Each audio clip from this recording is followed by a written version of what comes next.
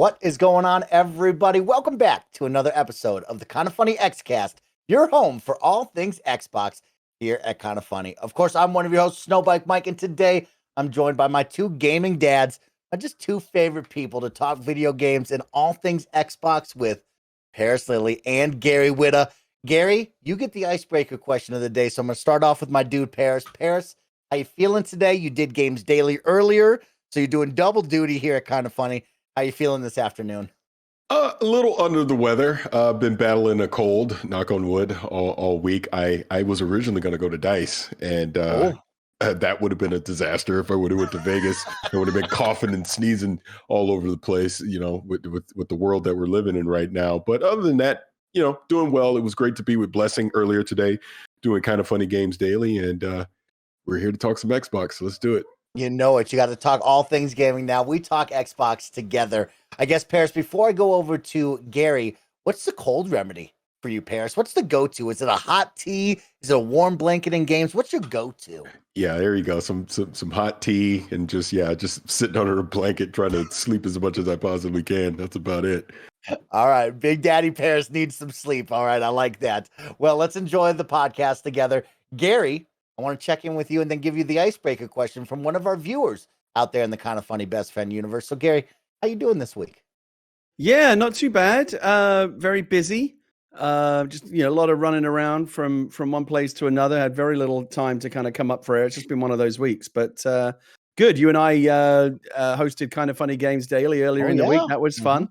Always enjoy hosting with you. Certainly much more than with Greg. Certainly. It was good. Yeah, really. It was a fun show. I kind of mean what we talked about. It was just fun. It was good.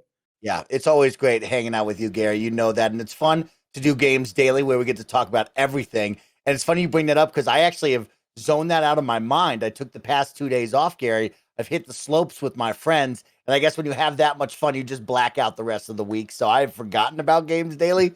So thanks for reminding me about that.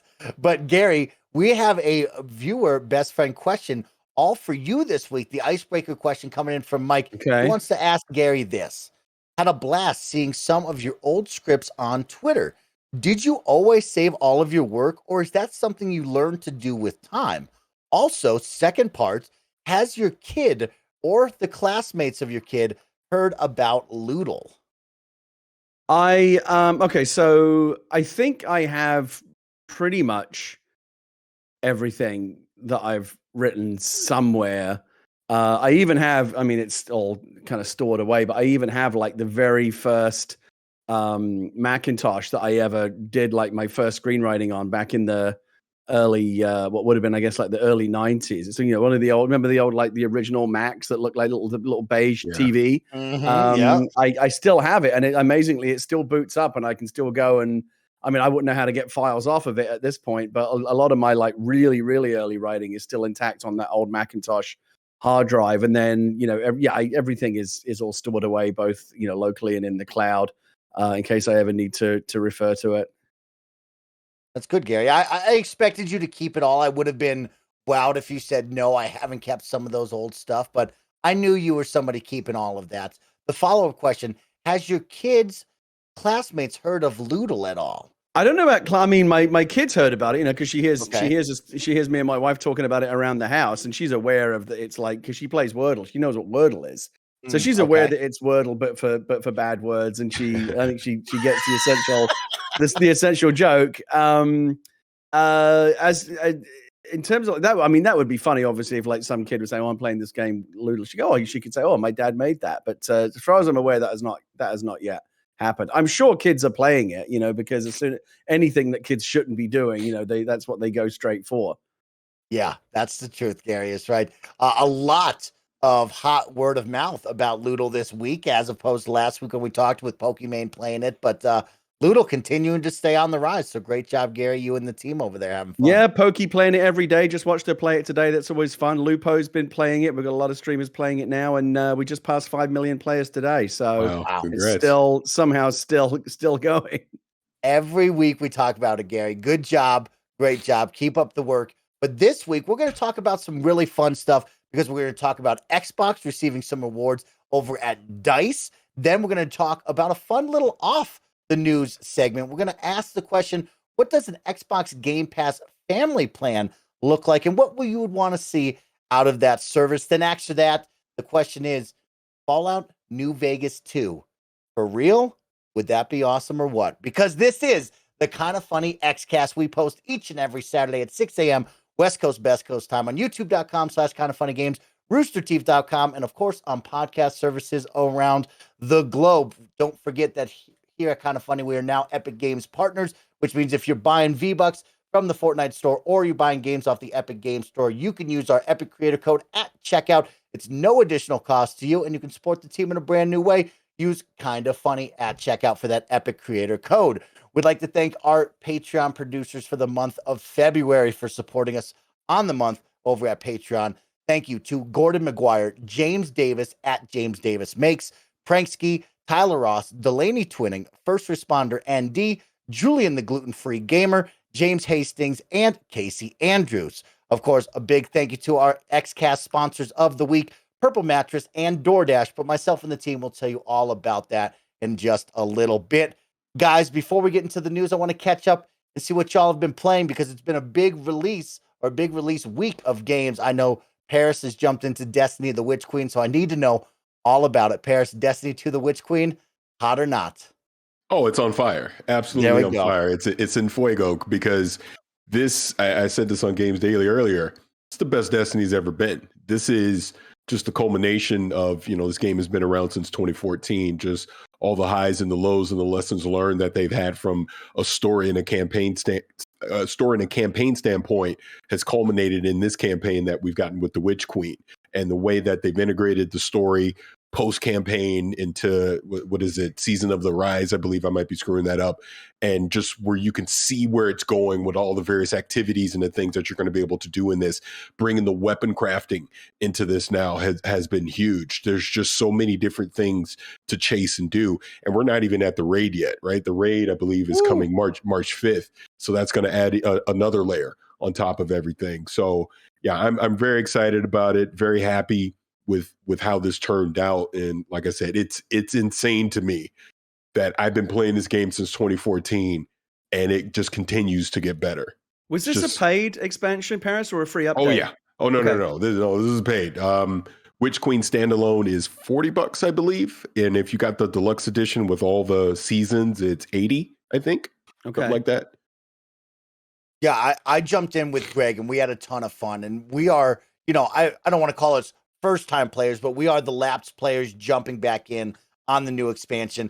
And it felt smooth to us to jump in and kind of be guided. I think on some previous ones, there was more questions of where am I supposed to go? I'm kind of lost here. This one really felt like it held my hand and was like, this is where you go. You're not going to get lost this time. And I really appreciated that, Parris. Do you see that for first-time players like myself jumping in? Well, and that's the interesting thing, because I try to look at it like me knowing the story and the lore and the characters and everything. It's just a continuation for me. So this has been building up for the last couple of years to get to Sabathun, the Witch Queen, which is where we are, which is almost like the spiritual sequel to the Taken King from 2015 with Oryx.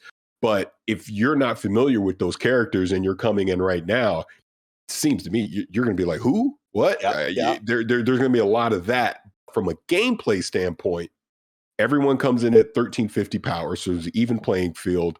Like you said, they're giving you enough indicators so you can get from point A to point B during the campaign. I mean, obviously, some of the puzzles and things may seem new to you. They have changed some things up from what they've done in the past, but I think even for a newcomer, it's comfortable enough to at least pick up the controller and start playing and immerse yourself into it. But if you actually want to get emotionally invested in this story, you're going to be completely lost, because you're going to have no idea who Ikora. What's an Ikora? You IKEA? You're not going to know who that is, right? Things like that. So yeah, there will definitely be a learning curve as far as the lore and the story goes, but from a gameplay standpoint, I think you'll be fine.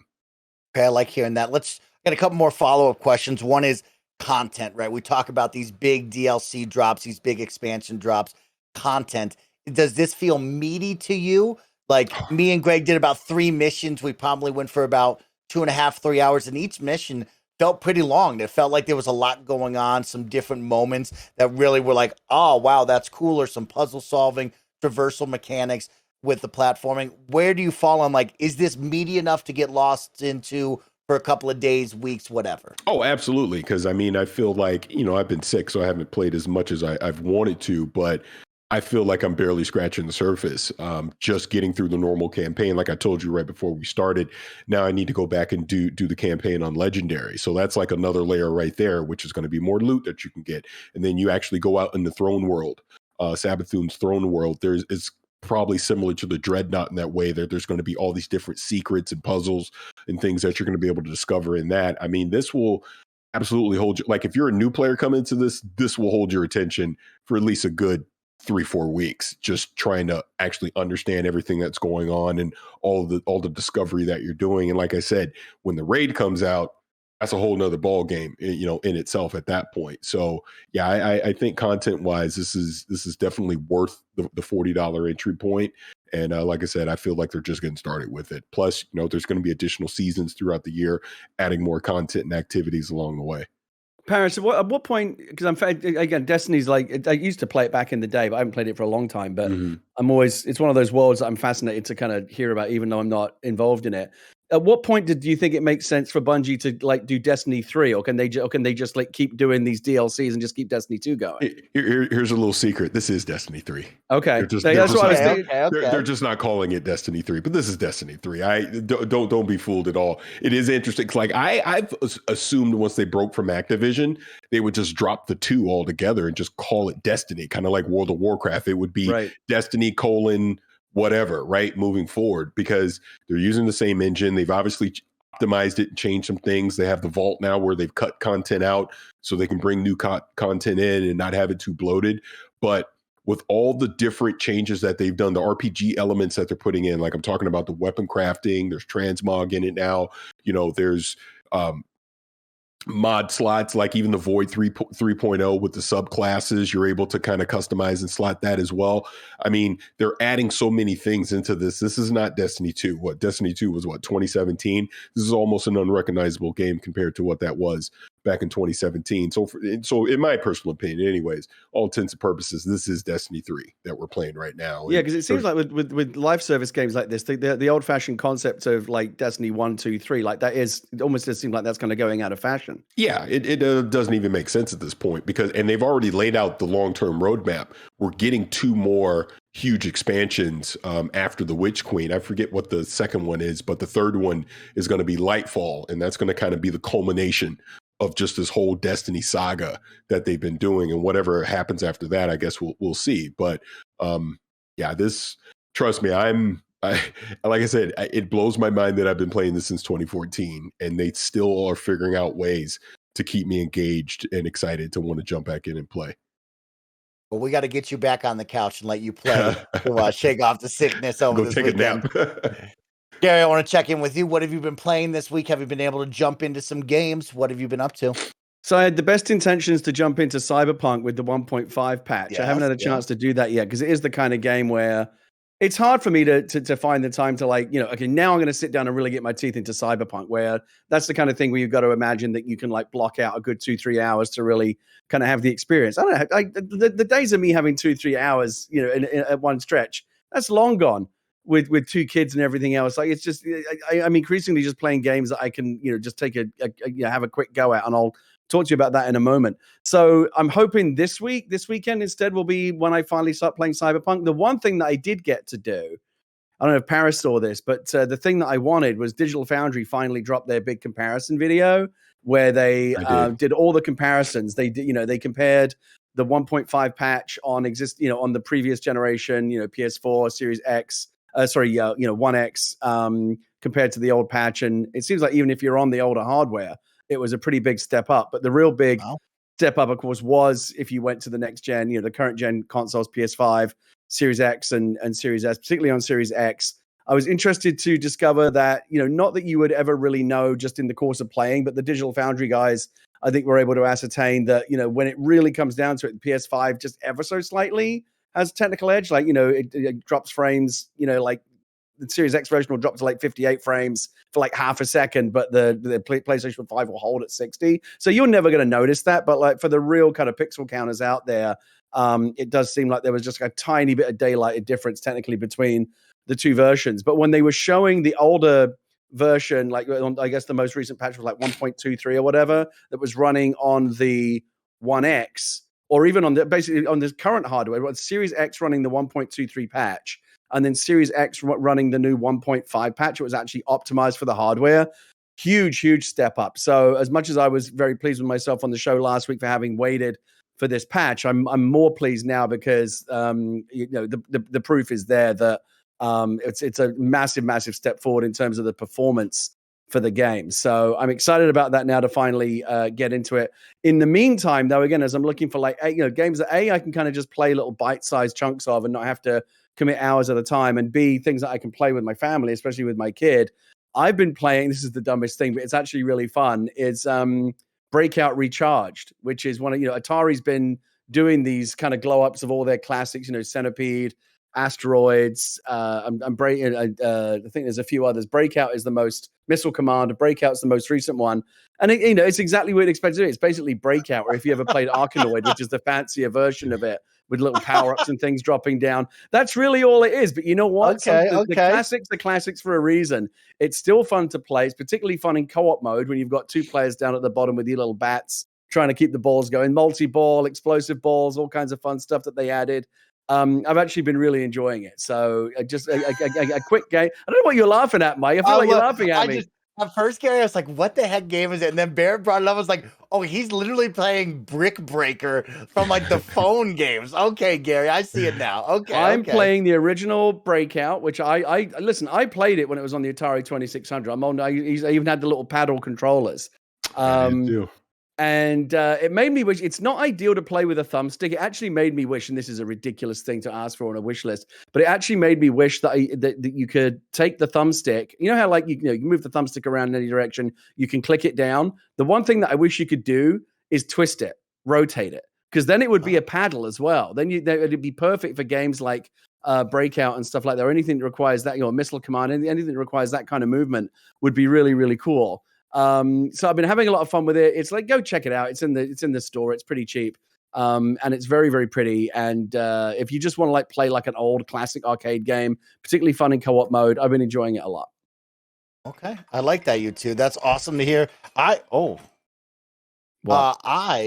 have been playing Elden Ring. I am 10 hours now into Elden Ring. I'm so glad you brought it. I want to have this conversation. Yeah, we'll talk about it. And I'm having a ton of fun. It's actually cool. I have played Elden Ring for 10 hours. And I've only played it co-op, just so everybody knows out there. I've not gone solo at all. I've done everything 100% so far co-op with a friend. I got to play with Miles from Windows Gaming Central, and of course, Andy Cortez here at KindaFunny. And I have to say, it's been an absolute blast to jump into a Souls-like game again. And once again, I'm playing it co-op with friends, just laughing and having a good time. Now, there's a couple pieces. I want to first off give props and highlight co-op in Elden Ring, because they really have elevated how you matchmake and team up with your friends. It's not perfect in any way, but it is actually much better than what it was throughout the previous entries of these franchises here. And then on the flip side, I will say the game is not built for co-op at all. So some of the bigger bosses you'll fight, they'll kick your butt and they'll probably kill all of you and your friends. But when you fight these smaller bosses in these smaller dungeons, it is just too easy. We are passing the boss back and forth, backstabbing them, and they have no idea what's happening. So it leads to a lot of laughing and a lot of fun. The challenge is definitely ramped down a lot playing co-op, but I'm loving the world. I'm loving the setting. The gameplay feels good, and more Elden Ring is just an absolute blast to jump into. What are your questions, Gary? Have you jumped in yourself? I mean, I'm fascinated by it. I do have it. I have it here on the Xbox. I haven't opened it up yet. I don't know if I ever will.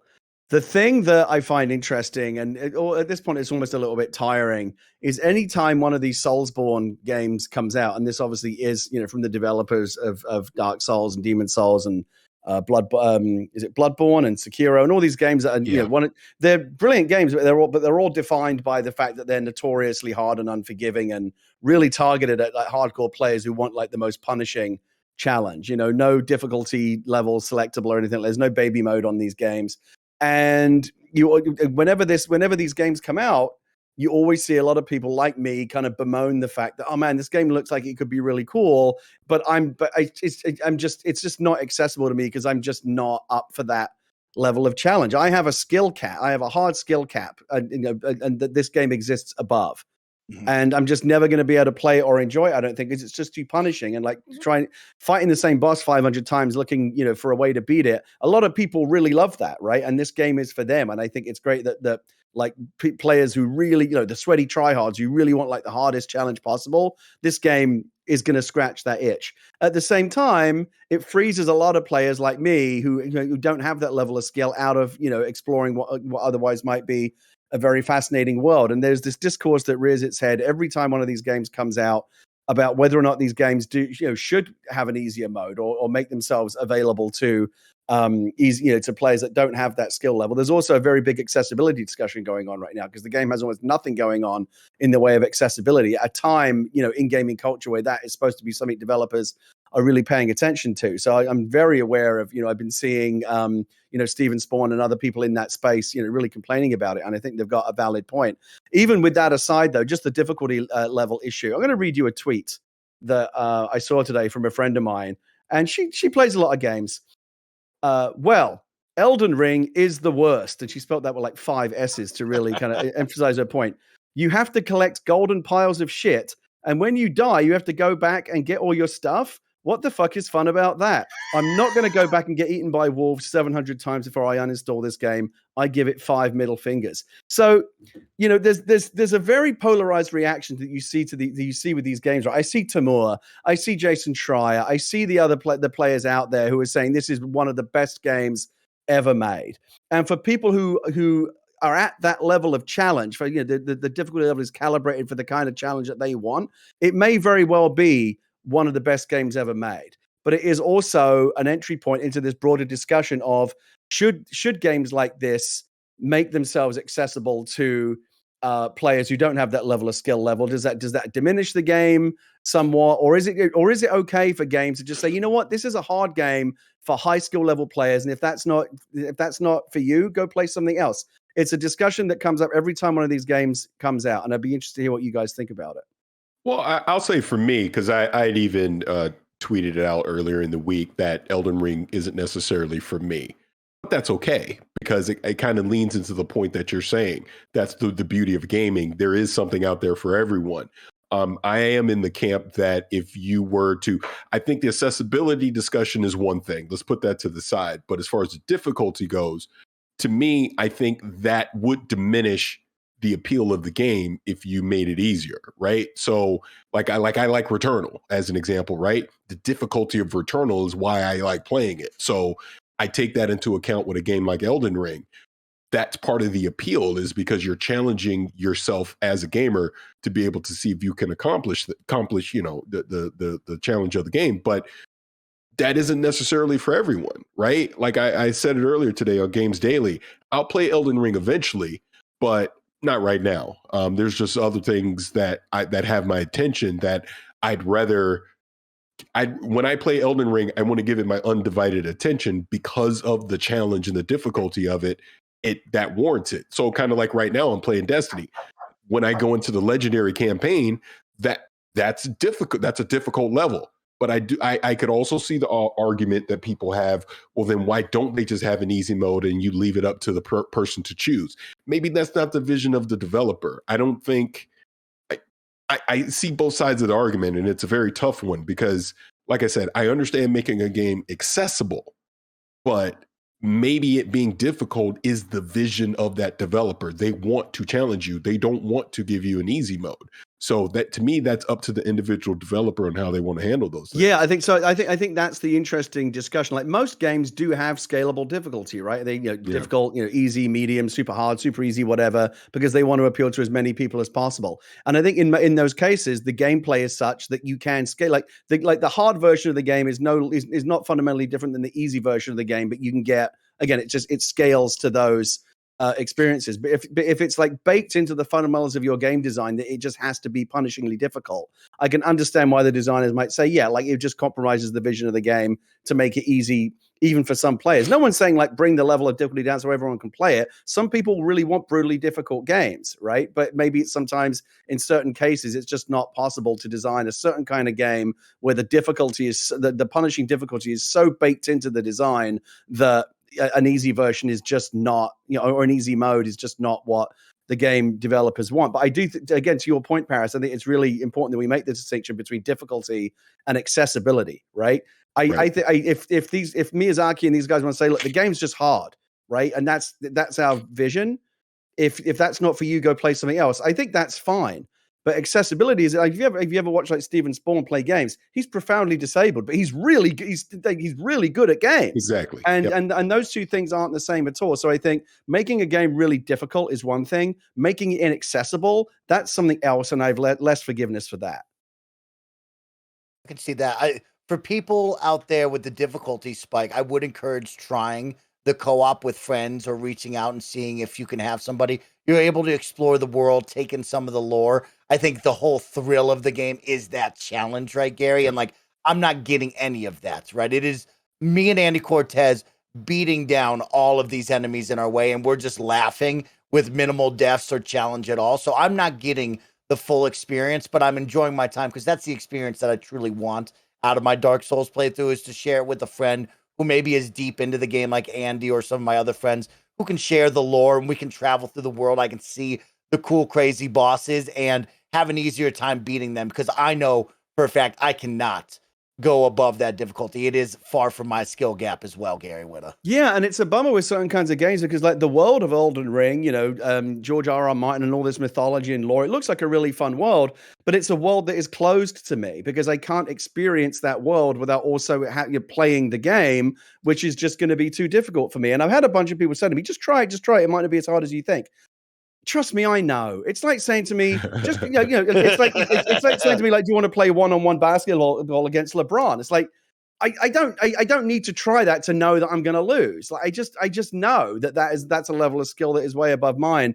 I mean, I've gone to the trouble of installing it. I probably will try it, but I know I'm going to hate it. It's just not for me. I'm what is known as a content tourist. I always put it on the easiest difficulty. I just want to have the experience the story, play the world, have fun playing it, but at a level that's calibrated to my, relatively low skill level at those kinds of games. So when something like Elden Ring comes along, I honestly feel like a little bit of FOMO. Like, everyone's talking about it, everyone's enjoying it. It seems like a really beautiful world and like an epic experience, but it's going to be closed off to me just because I can't meet it at the level of difficulty that it needs me to meet it at. Totally, Gary. And, you talk about that price tag, that entry point of $60 to get in, right? We're going to talk in just a little bit about PlayStation Spartacus and game trials. And that's something I want to bring up to you and ask you, what do you think about game trials? Is this something where maybe you would want to get X amount of hours in to try it, see if you would like it or not like it, so you save that money? But we'll talk about that in just a little bit. Let's roll into Xbox at DICE. The DICE Awards just happened this week, and we want to give a big shout out to, of course, Greg Miller and Jessica Chobot for hosting that. You guys did great. And another big shout out to friends of the show and former co-host Alana Pierce and Khalif Adams for both getting up on stage and presenting. You both did an incredible job. So shout out to everyone involved out there. But don't forget our good friend Mike Drucker for writing all their jokes. Yeah, never forget to credit the writers. There you go. Gary is right. I like that. But we want to give some credit to some teams over at Xbox for winning some awards right now. So number of Xbox games that were awarded was Halo Infinite for Action Game of the Year and Online Game of the Year. Best Racing Game of the Year, Forza Horizon 5. Best Strategy Simulation Game of the Year was Age of Empires 4. And we want to give a big shout out because they are under the Xbox umbrella. Outstanding Achievement in Game Direction, Deathloop. And a one that we all loved, Game of the Year, It Takes Two takes the Game of the Year there. So congratulations to that team. But then, of course, Phil Spencer got the big Lifetime Achievement Award. So congratulations to Phil.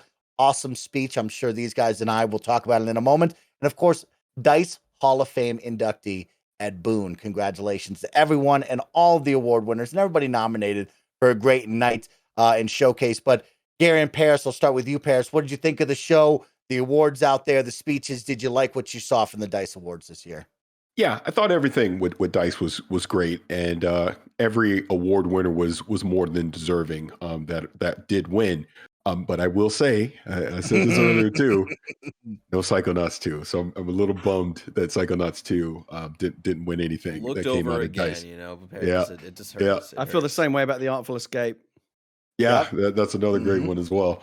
But I mean, Phil getting that award, I mean, more than deserving at this point. I think we've seen over the past few years his passion for this industry as a whole, not just Xbox. And I think that's the biggest thing to take out of this. He really has been a champion for making gaming more diverse and just welcoming for everybody, right? And everyone having the respect that should be given to them as a gamer, no matter if you're the greatest player in the world or you're a novice just walking in the door, you're on the business side, publishing, game development, marketing, whatever the case. I mean, we're all one big community together, right?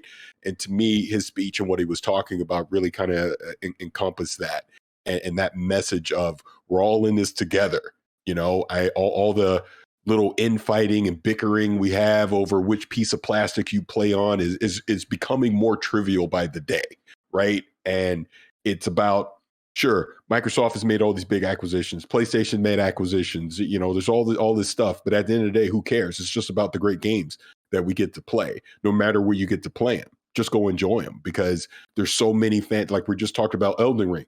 Elden Ring might not be for me, but I understand why it's getting 10 out of 10s across the board, right? I understand why when we get to the end of the year, it's most likely going to win Game of the Year. I get it.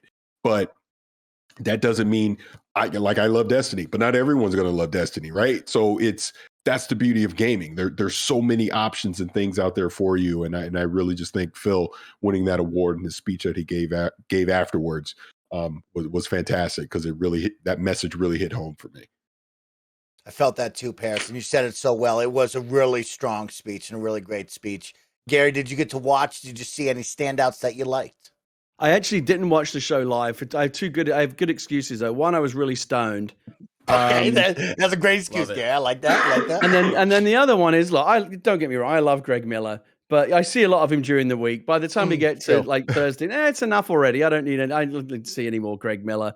But he always does a great job hosting the show. I was very glad. I mean, so I didn't have it on because I don't think I could have focused on it, but I was watching like the Twitter feed. I thought it was funny that Wario64 was posting the winners like 2 minutes before the official DICE account was. Like, that guy's so fucking he's dialed the Woj. in. He's so dialed in. Yeah. Like he's posting the winners before the official account. But it seemed like apart from, you know, every award show, it was like, oh, you know, this got snubbed or that got snubbed. You guys obviously not thrilled about Psychonauts. I think Artful Escape there's a couple of categories where I felt like it was a more worthy winner than did win. But nice to see Halo doing well. You know, again, all the like Microsoft, or basically there are three big offerings this holiday, or this past holiday: Age of Empires, Forza, and Halo, all doing well. But in terms of like the two main big ones, I was very glad to see It Takes Two get Game of the Year. I feel like it's you know, it seems to be cleaning up in terms of the big Game of the Year awards this year, which is wonderful to see. What just a masterclass in game design. It really is just incredible, that game. And on the indie side, I was very glad to see Unpacking win the big prize, because don't sleep on Unpacking. That's a beautiful little game, and I think I'm right in saying it's on Game Pass, right? So there's no excuse. Really, really fun little game. And it's one of those games where you actually don't realize that there's actually a really beautiful little story attached to Unpacking as well. So there's a lot going on with that game. And I was glad to see it get its recognition at the awards. Agreed, Gary. Unpacking is a special one. That is a really powerful game right there, and a lot of fun. So go check that one out.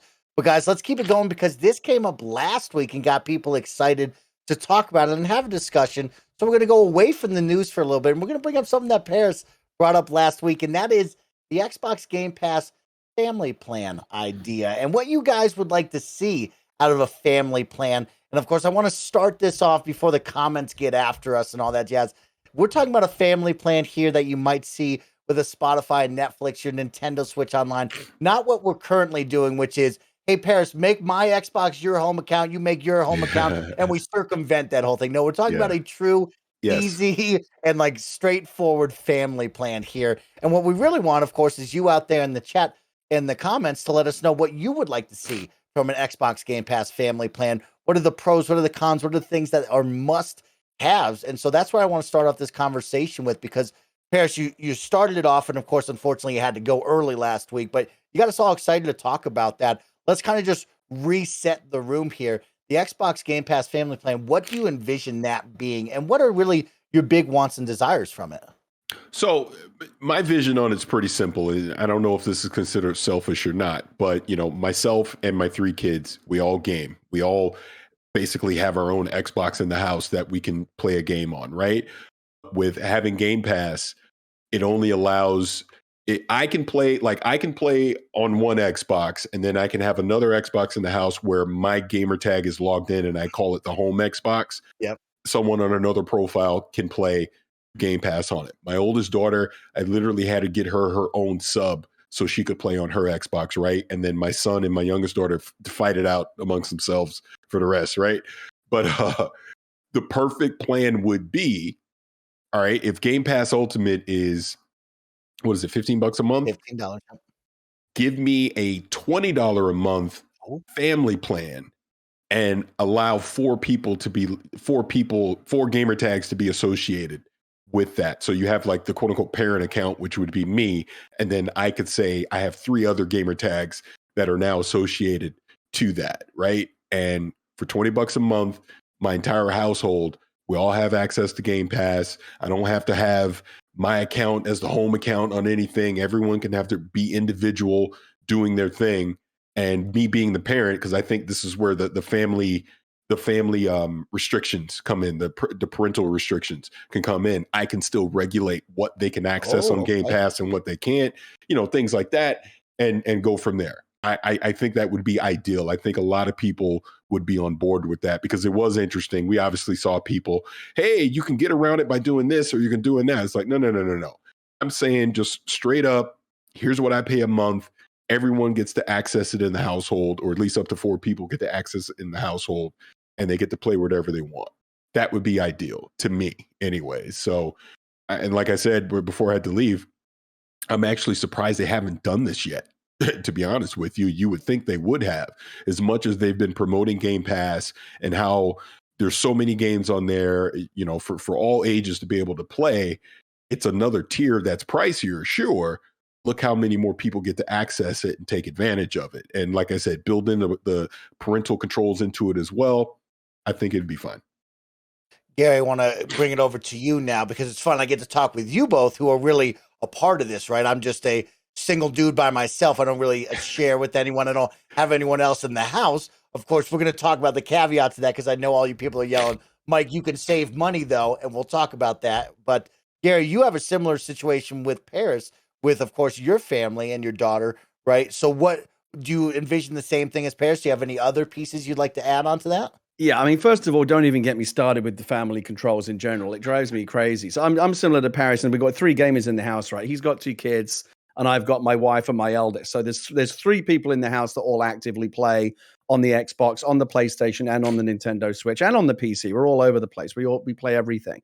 And I remember not too long ago, it was driving me crazy. I remember specifically the games. Well, I was trying to play Call of Duty Black Ops Cold War when that first came out. I was playing it on the Series X on the big screen in my living room. We have a Series S in another room that my daughter wanted to play The Sims 4 on. Now, both of those games were purchased on my account. They both belong, to my account individually. Yeah. And so if she tries to log in on the other box with someone else's account, with her account, so you don't own this game, Gary, Gary Witter does or whatever. If she then tries to get it on my account, it's going to kick me off Warzone in the other room, because I can't be playing 2 different games on this. It drives me nuts, and I know there are good reasons why they do. I mean, every PlayStation does this, Nintendo Switch does this with the primary console on this kind of stuff, and we're constantly trying to figure out, if we buy this game digitally, how exactly, which console should we buy on, and it drives me crazy. I don't know if there's a solution to the bigger issue of that, but with Game Pass, at least, I feel like there is a way to at least solve the problem for the games that are within that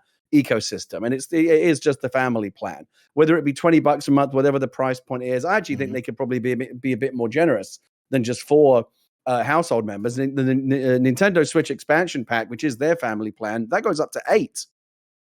You can have up to 8 different people. They don't even have to all be in the same household. My sister-in-law and her son, my nephew, they're on our family plan. They live on the other side of the country. I'm the administrator of the family plan. I just added their Nintendo IDs, and they now have access to all the same stuff that we have. And we're not, Nintendo, that's not cheating or anything. Like, you don't all have to be in the same household. Nintendo's like, yeah, just like you and 7 friends, just whoever you want to give it to. And I think that's quite wonderful. And I think that I would like to see something similar with a family version of Game Pass. And it is a bit of a head scratcher. We talked about this last time. That Game Pass is so great, right? We always go on about how great it is, and they check so many boxes with it. The lack of a family option just seems like really like, I feel like there must be some reason. It's not like it's not like Phil Spencer's watching this now going, oh God, yeah, we forgot, like, oh, I left the gas on. Like, I forgot to do a family pass. He's like, there's got to be a reason why they haven't done it yet. It might be something to do with how Game Pass's licensing agreements work with developers or publishers or whatever. I'm sure there's got to be a reason why they haven't just flipped that switch, because why not do it? It makes a lot of sense. So I suspect it's something they're working on and will figure out. I'll be very grateful when they do it. Again, it's only going to cover games. It wouldn't have helped me with Warzone and Sims 4 because those games, we're not on Game Pass. So for I still feel like there needs to be a better solution for families that have multiple consoles and multiple accounts. But a Game Pass family solution would go at least some way towards solving the problem. I guarantee you, anyone who is a parent who has got kids in the house, or just any situation where you've got housemates or whatever, there's more than one person playing the games or more than one console in the house, at some point you've had this issue. Oh, it won't let me play on this console, or it says I'm not signed into the right account or whatever. It drives me crazy. And I don't know what the solution is, but it's one of the biggest bugbears that you have if you're in a household with multiple gamers, multiple consoles. And I hope we can get to a point at some point in the future when it's just not an issue anymore. Parris and Gary, you guys bring up the price, right? And I want to tie the price into the content. Let's ask the question. Of course, we know that Game Pass Ultimate gets you the PC, the console, and the cloud, right? And Parris, you and I, we enjoy the cloud, right? Are you seeing each family member in this family plan getting essentially the full Game Pass Ultimate package? Are they getting all 3 options here of I would say so. Wherever they can play with that? Yeah. That would be the ideal scenario, right? Where you're saying because think of it that way. Maybe like I was saying, if it was 4 people, not everyone's going to have 4 Xboxes in their house. But everyone's going to have an iPad or a mobile device, or like we keep talking about, they're eventually going to put an app on your smart TV, right? You're opening it up to more platforms inside the family household to be able to take advantage of playing games on it. This is why I think it makes a lot of sense to have it be ultimate if you're going to do a family plan, and everyone that's on it, you have access to cloud streaming, Xbox, PC, the whole thing. Yeah, I like that too, Parris, because in a lot of these households, maybe they're moving from one generation to the next. Maybe they still have the Xbox One for the living room. Yeah, they got the Xbox too. Series X. Hey, you can stream cloud, next gen games onto this one. It still has that kind of power and that draw. On the content side as well, are we, Parris, you bring up the whole package, right? I guess another one I would ask with licensings and all that. Do you anticipate this being everything, right? We're talking first party day and dates. Oh, yeah. The third party partnerships. You want all that as well, too?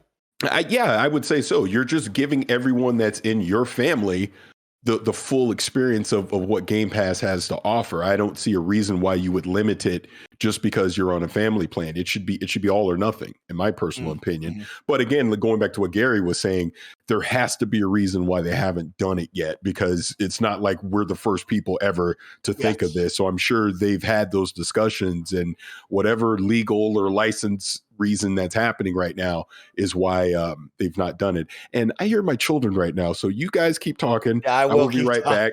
So be right back.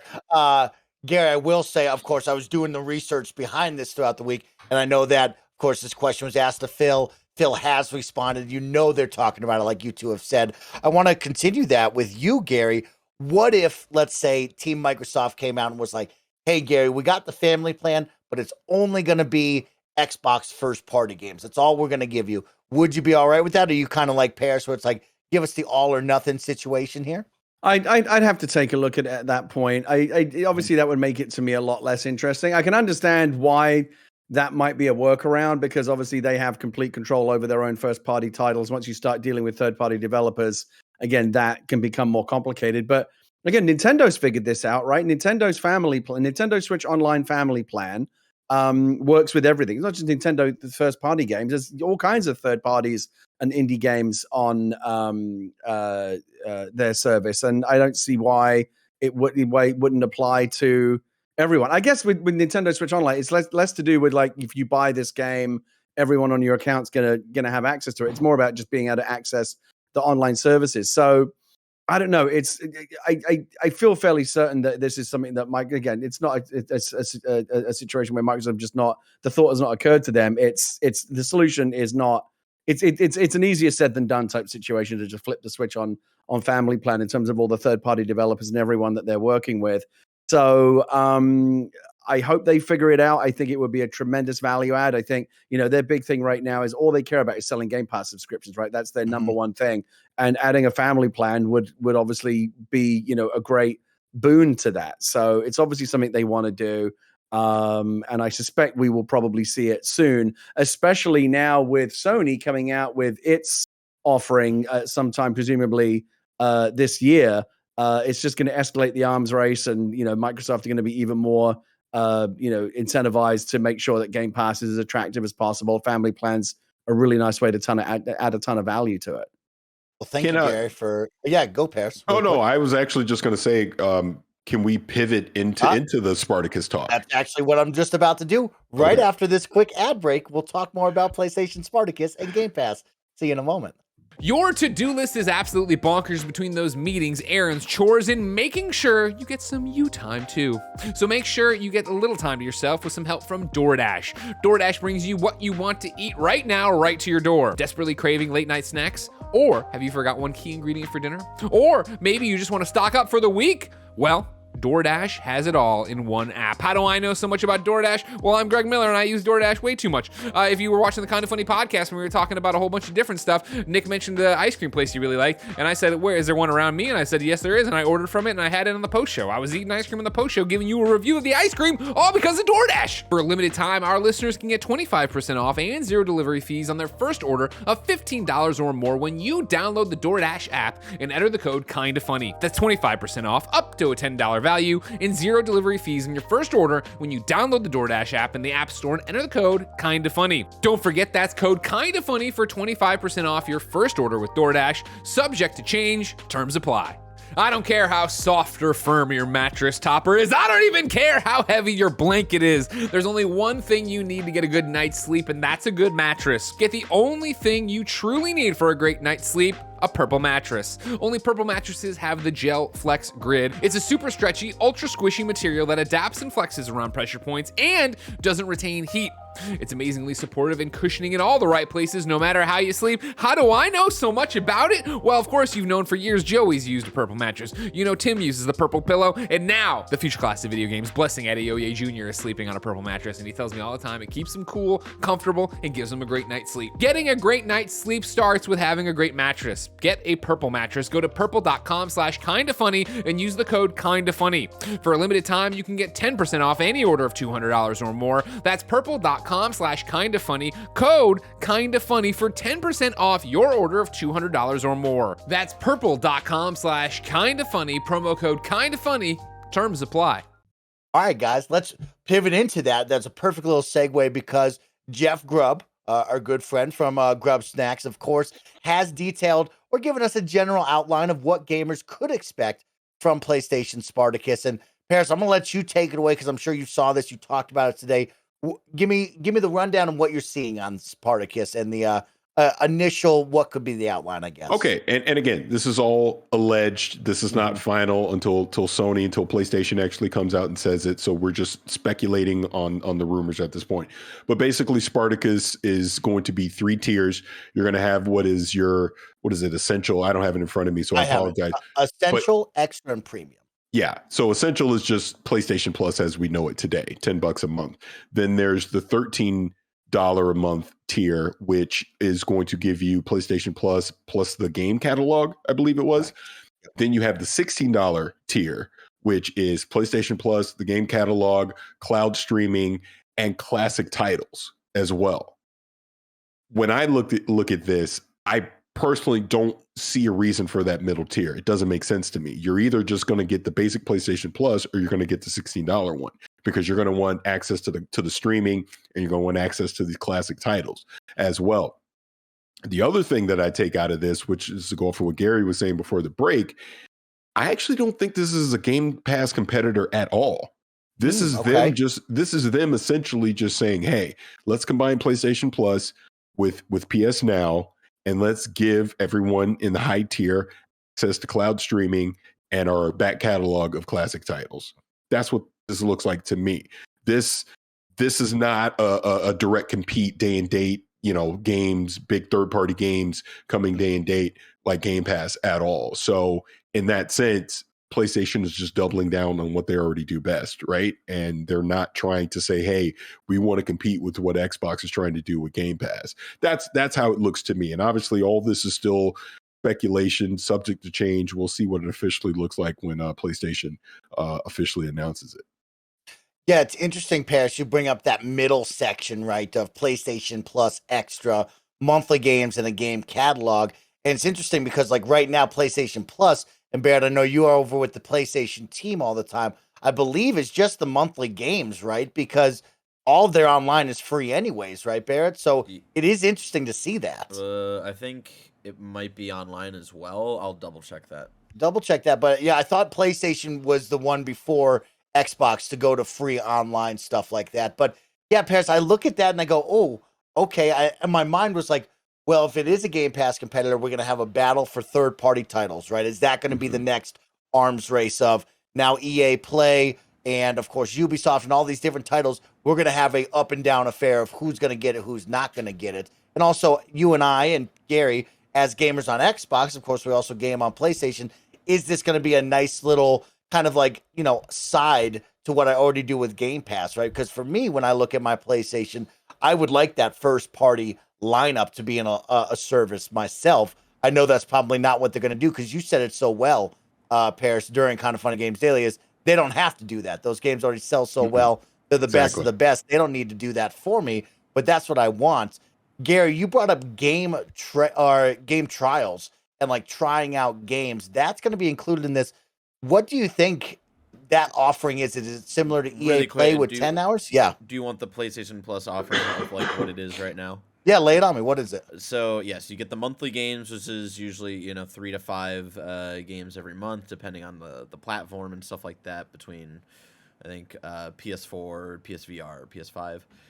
Online multiplayer is also a component. I think some of the free-to-play games, circumvent that. Like, I think Fortnite, you don't need to have PlayStation Plus. I think it's a case-by-case basis on that front. You get... Let's see, member discounts. So like when things go on sale, when there's like a summer sale, there's the regular discount.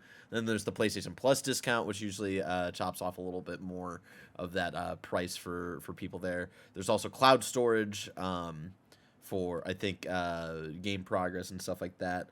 I don't think that's available for anybody else except for PlayStation Plus subscribers. So there is a good amount that you get with PlayStation Plus. Although I do think in comparison to what other platforms offer and stuff like that, I still think it's a little lacking. Okay. Gary, what do you think of this supposed lineup right now from Jeff Grubb for this offering? Well, you said it right there. First of all, it's Jeff Grubb, right? So consider the source. Obviously highly spurious source of information. Got him.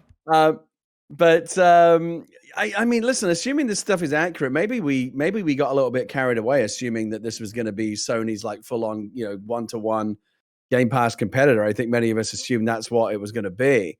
And maybe it's not. Maybe it is just going to be like PlayStation Plus. I don't know. You think about it. For this to be a true one-to-one Game Pass competitor, this is what would have to happen. Jim Ryan would have to come up and unveil it and say, yes, and for $15 a month, you get all of this. Oh, and by the way, in 6 months from now, when God of War Ragnarok comes out, that's baked into your subscription. And so is the next Uncharted, and so is the next Last of Us, and so is the next, all the other, PlayStation Studios titles that we do, all the first-party stuff. It's not that, right? And it's looking like it's not going to be that. And so until they add that, until they bring Microsoft's brought all of its first party big, Forza, Halo, Age of Empires, and now all of the Bethesda and all that stuff is all baked in. Until Sony is doing that with its big first party titles, this isn't a Game Pass competitor. And it isn't a Game Pass Ultimate competitor until they say, oh, by the way, all of our big Sony titles like God of War, like Uncharted that are also on PC, we will throw that in as well. So until they go all the way, I don't think you can call this a Game Pass. You can call it their equivalent or whatever, but it's not going to be like a true competitor until they're willing to like really bring to the table what Microsoft currently is with Game Pass, which is key first party titles, PC stuff as well. And again, a massive library of third party stuff. And again, we talked last week about how it won't be fair to judge whatever this is on day one compared to what Game Pass has evolved into, because they have a huge head start. But we'll know right away if they're gonna say, oh yeah, and this is going to include big first party titles like God of War Ragnarok. I don't think it's going to be that. But unless it is that, I don't think we can really consider this the true game, the Sony's true answer to Game Pass. So let's go off of it right now. Parris, Lily, are you subscribing to this $16 tier when it releases if it's not first party titles? I don't think so, because the classic titles would be the big hook for that for me.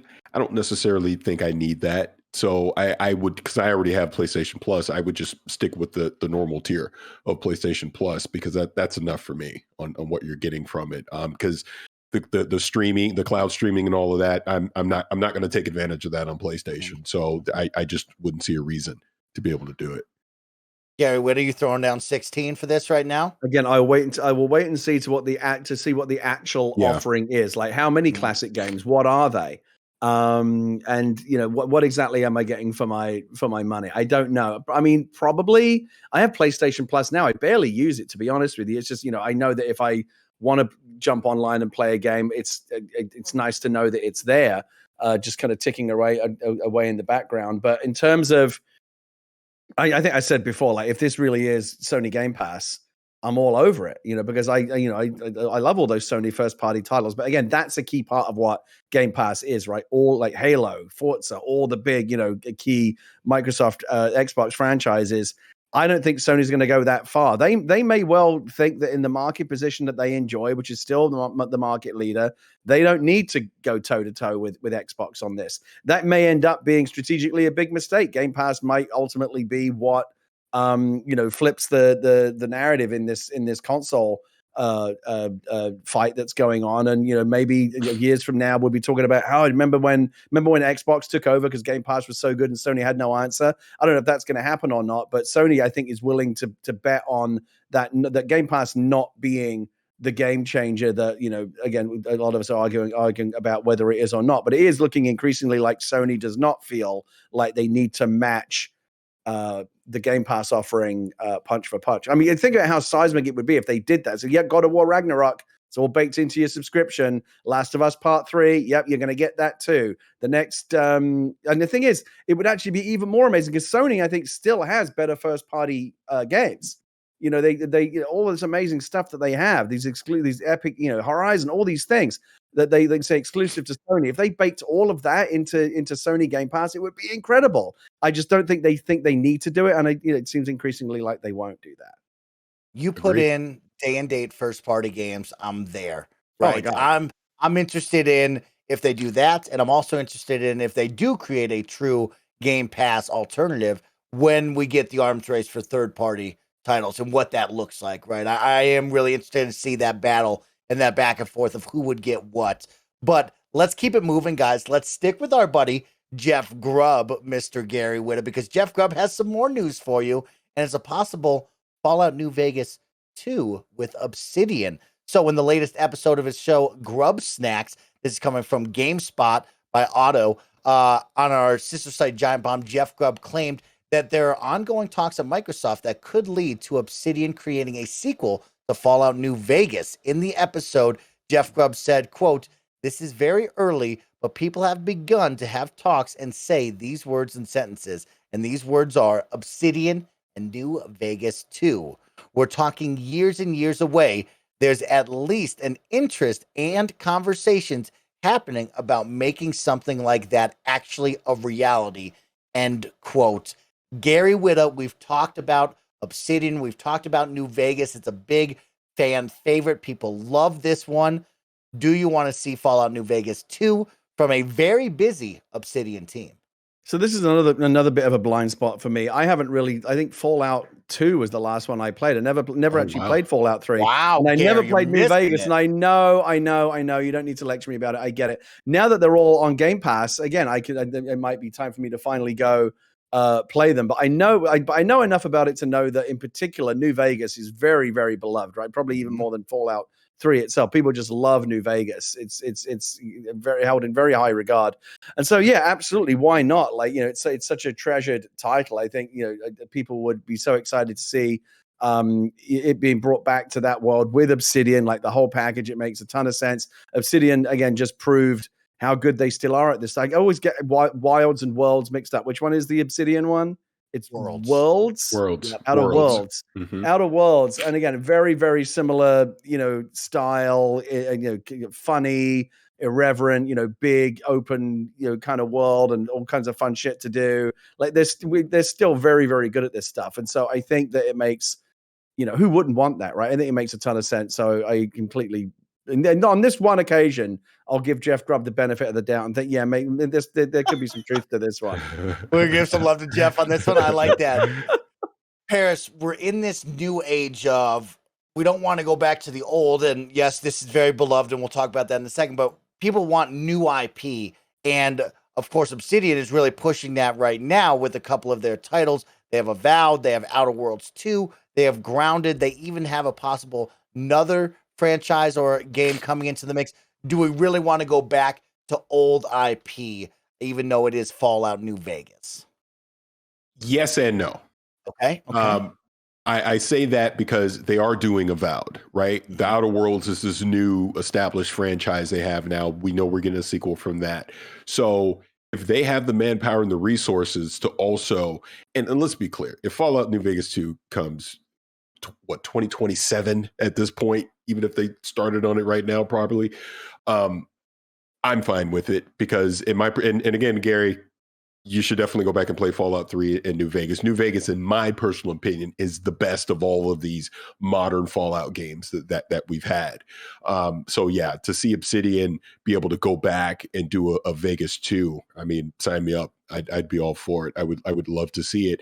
And, with the realization it's not coming anytime soon, like I'm excited to see what they're going to do with Avowed, because that's Obsidian with their own original IP RPG. Let's see them stretch their legs and see what they can do now that they're a part of Xbox Game Studios. You know what I mean? So, yeah, if they want to do Vegas 2 and we're going to get it 5-6 years from now, works for me. When you say, do we want to go back to these old franchises? This is what Xbox just spent billions of dollars on, is these franchises, right? They are going to want to go back and mine these. And it doesn't necessarily mean, Fallout. I mean, I'm sure it does mean Fallout 5, but it could also mean New Vegas 2, or I hope they call it New Vegas. I think that would be funnier. But either way, they've got these vast libraries now to mine. And again, New Vegas may be an older game, but it's we all know just how beloved that is. Like, you talk to people that are into Fallout New Vegas, and they just like, oh my God, New Vegas. There was so many good memories of it that to me, if you are going to go back into the Fallout canon, I think it makes a lot of sense. A lot of the Fallout fans are going to be excited about this news because they did have a little bit of a letdown when you look at the big roadmap of Bethesda proper, right? That we're on Starfield this year, and then after that will be Elder Scrolls 6, and then way down the line will be the next Fallout. So we have a long time before the next big Fallout. So it is something where a lot of Fallout fans will get excited. The idea of Obsidian maybe filling in the gap would be nice. If you said to gamers, especially people that are into Fallout, would you rather have Fallout 5 or New Vegas 2? What do you think would be the more popular choice? New Vegas 2. Yes, that's what I'm saying. Yeah. Which actually brings me to the question I was just thinking of. Since we know Bethesda, when I say Bethesda, I'm talking Todd Howard's team. They're doing Starfield now. We know their next is going to be Elder Scrolls 6. Yeah, the fact that they're already talking New Vegas 2 and Obsidian, is it realistic to say at this point that Bethesda may not make another Fallout game again? I mean, it'll be time to hand off. because if you think about it, Bethesda making a Fallout game at this point, we're well into the 2030s at that point. Mm-hmm. I can't see Microsoft not taking advantage of the Fallout franchise until Bethesda's ready to make another one again. So, I very well could see Obsidian or some other internal studio it being handed off to them and letting them do it at this point. And don't forget, they still have Fallout 76, which is still ticking over, right? I don't know how popular it is, but it's still going. They're still servicing it. Well, what? Well, do you think it's not going to last much longer? Let's make a new Fallout, Gary. Yeah, let's make it new. It's slowly moving forward. Well, no, hold on. To be fair, Fallout 76 had a very, very rough launch, but didn't they kind of right the ship on that one eventually? That's what I was going to say. So they did right the ship, because I don't know if you remember it last year. This must have been around the summertime. I gave Fallout 76 a fair shot. I jumped in and started playing on Xbox, and it's not grabbing me. It feels, and again, you haven't played these modern Fallout games. It shares too much with Fallout 4 for me, anyways, where I just didn't enjoy it. Whereas with Fallout 3 and not 76, but Fallout 3 in New Vegas, the stories were very compelling. I love the VATS. Like, there was things about it that I truly enjoyed. 4 bored me to tears. And I kind of felt that same way with 76 when I jumped in. It just never grabbed me. It just felt boring to me. So I see some people that will live and die by it, but I see a lot of other people in the community that just share that same sentiment where they're like, yeah, it's not a buggy mess anymore, but it's not. It just is. It's not a fun thing to do either. And I know they're still making content for it, and they're not going to give up on it anytime soon, but I don't see me returning to it at this point. I'd rather get a standalone Fallout game, single player Fallout game, and just do that instead of this shared online experience. I'm looking. I just brought up my Xbox app, and I typed it in. It's right here: Fallout New Vegas Ultimate Edition, included with Game Pass. The install button is right there. Maybe I do need to finally bite the bullet. Yeah, smash that, stream it, go have fun with everybody. Because another one that everybody loved was it went to the West Coast, right? Fallout predominantly on the East Coast with all the proper ones. Everybody loved going over to the West Coast and seeing what that looked like with New Vegas. So go give that a check out. And of course, we want to know out in the comment section, along with the Game Pass family plan, would you like to see Fallout New Vegas 2? Where would you like it to be placed? And of course, what are some of the things you want to see? Guys, let's round out with one final topic. And this is going to be from our best friends out there, the viewers and the listeners over here. This is coming from DBlock. Thank you, DBlock, for writing in. He says, hi, Gary, Parris, and Mike. I have a question for all of you. When do you think we'll start seeing the fruits of Xbox Game Pass Studios' labor, and which of the projects in development are you most excited for? Thank you for great times in 2021, and I can't wait to see what y'all got for us in 2022. Peace, love, and hype to all. Thank you, GTP DBlock. Parris, I saw you smile there. You had the smirk, and I know you're thinking of the fruits of labor now, and of course, I know you probably have something in your back pocket you're excited for, but when do you think we will see that final moment that Matt Booty and the team have talked about that we've brought up before as well?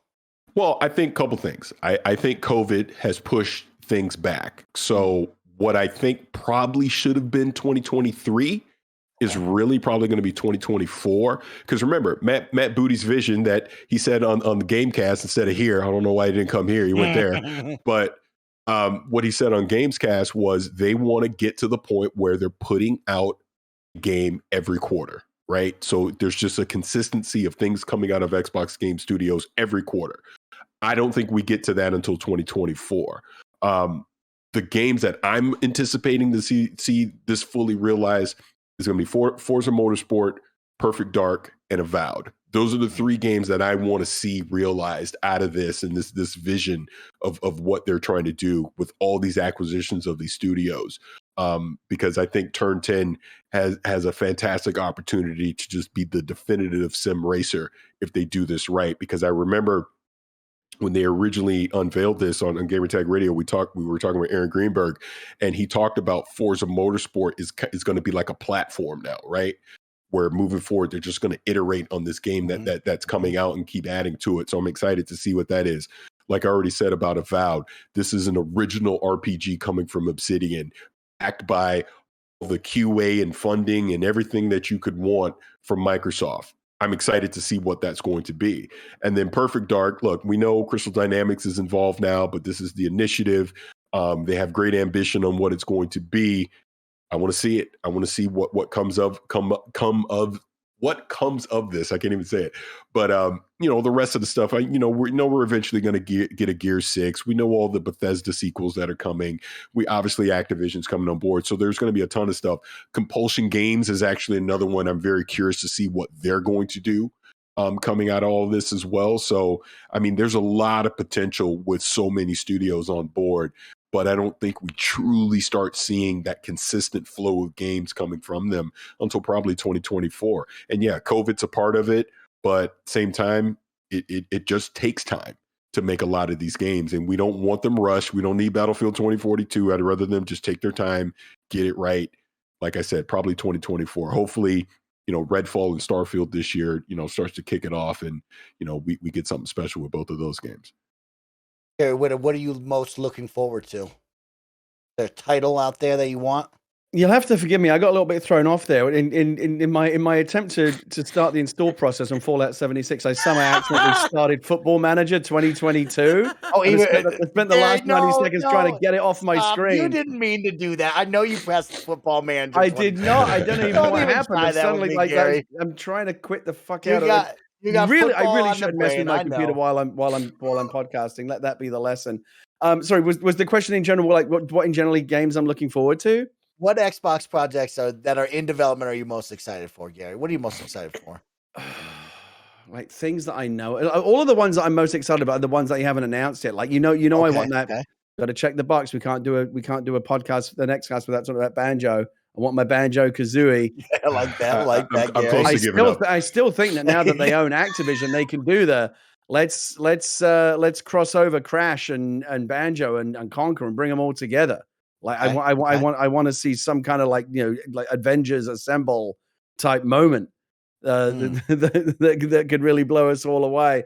In terms of I guess it's got to be Starfield, right? Because I loved Mass Effect so much, and I still talk all the time about how I just would want to spend time in that world, and I would go to every planet and read every codex entry and just love being immersed. I would just go hang out in Afterlife nightclub and just vibe and just be in that world. I'm hoping Starfield is going to offer that same level of immersion and that sense of not just playing a game, but going to another place. And I feel like that's the biggest one out there right now that has the potential to offer that. Short of the other Mass Effect game that we know is farther down the road, the full next one. That's what I want. I want another game that is just going to completely draw me into its universe. And Starfield obviously has the potential to do that. We still don't know enough about it to know what kind of experience it's really going to offer, but it's obviously going to be vast in scale, and I think hopefully offer some of that kind of Mass Effect lose yourself type experience. That's what I want. Okay. I'm going to go with two. My first one is actually a third-party partnership, and that's with Avalanche Studios and Contraband. Yeah. I want to know what Contraband is all about. We've seen some conversations with Jez Corden from Windows Central talking about it's going to have a really mainstay on vehicular combat and actually subduing your, enemies and people chasing you in this awesome heist video game instead of guns and killing people. And so I am excited to see what Avalanche Studios and Xbox are teaming up to create with Contraband. I think that's a big one. And then on the Xbox side, I think the biggest game for me that has the most potential of being awesome and great and something that's going to, possibly be a flagship or just kind of sail by and just be either medium or a flop is Perfect Dark. I think this is a big one to me in my mind of how do you make this game great, exciting, and awesome to people all around the globe and get that franchise back and running again? Because I think Fable has it a lot easier. People know Fable, they love Fable, and I think they'll give that one a pass and really enjoy it. I think for Perfect Dark, it's going to be one of those where it's either going to be awesome, and this is going to be that one game we all have been looking for from Xbox to really put up and show, or it's going to be one that's going to come by and just float by right afterwards and never talk of again. So Perfect Dark, you're on my radar of being a hit or a flop out there. I'm wondering what that could be. Let me ask you a question, Mike, and Gary too. When do you think we get Hellblade 2? I wanted it this year because I really wanted to take it for the draft, but I do think we get Hellblade 2 next year. I think we see it I'm going to go with spring 2023, first quarter 2023. See it at E3, gameplay again, get hyped up at the Game Awards to end the year of 2022, and we release in February or March 2023. Yeah, I'm kind of the same mind. This is probably a late Q1, Q2 2023 game at this point. But the reason I'm saying that, because as you're talking and we're just kind of thinking about this overall, this is actually, whatever do you want to call it, E3, the Xbox, Activision, Bethesda showcase, whatever it's going to be called, that's coming this summer. It's probably one of the bigger ones that they've going to have in recent memory, just for the fact that I think this does need to set up the next couple years for them on what people can expect. Because, I mean, look, we already know about Redfall. We already know about Starfield. Forza Motorsport might be this year, might not. We know Hellblade 2 is coming at some point 2023. That's it. Mm-hmm. I mean, I guess, what is it? Not Stalker. What am I thinking? I keep wanting to say Stalker 2, but it's not Stalker 2. State of Decay? There you go. State of Decay. 3. Nice. Yeah. Thank you. We know that's probably 2023 as well. But this is why I'm saying I'm more anticipating 2024, because I don't know what else we're getting in 2023. I'm really thinking the meat of their games are really going to start coming out 2024. But maybe I'm wrong. Maybe they could get out on that stage, this summer and show us all this stuff that's coming in the next 9 to 18 months, and people can get excited about it. So I mean, we'll see, but it's starting to get to the point where you need to put up or shut up when it comes to Xbox Game Studios, right? Because we see all the acquisitions, we know that they're all working on stuff. Now we got to start seeing it. And not that you got to put an exact date on it, but at least kind of give us a gauge on when you think these things are going to be coming out, so people can start anticipating them. Yeah, that's a fun conversation to have, Parris, because I am a person who wants the big Avengers Endgame roadmap, right? I just want you to put up years and months, and you could just put up the game tiles, and I'll get excited. And I know a lot of people hate that, right? Because we now have this shift of, well, Nintendo Direct did a great job just showing me the next 6 months. Maybe we can focus on that than now. And this is that weird 50-50. And another one you brought up of like Activision Blizzard, right? Like that deal hasn't gone through. So could they even team up with them? Can they do that? Probably not, right? Not till next year. Yeah, not this year. Yeah. So then you have another one of like, are we buying our time for another year to get to 2023 summer where now everybody's together and we look at that? Is that too early? Where we'd have to wait till 2024? Because Bethesda and Xbox have already been together for a full year now, where it is like, hey, it is time to show the roadmap. Everybody combined together. I do think it is time to put up or shut up with a big E3 presentation. And I wonder what that will look like, Parris, because I would like to see what the next 6 to 18 months look like, at least for the full year of 2023 for sure. Yep, agreed. Well, with that, guys, let's get out of here. Parris Lilly needs some rest. Gary Whitta, it's time for you to play some games. Hopefully Fallout New Vegas, but we had some fun. It was nice to get off the news a little bit with you guys and kind of bring up the hypothetical and talk about a Game Pass family plan. So thank you for Parris for bringing up a fun topic for us to talk about. Of course, all of you listening and watching out there, if you have some fun Xbox related topics that you want to get off the news with, let me know in the comments down below or tweet at me and we can have some fun conversations with all of you and some special guests. But with that, it's time to say goodbye. Another week in the books. Thank you to Parris and Gary for joining me once again. Barrett's running the 1 and 2s, and all of you watching and listening. So have a great weekend, gamers. We'll see you next week. Peace, everybody. Peace.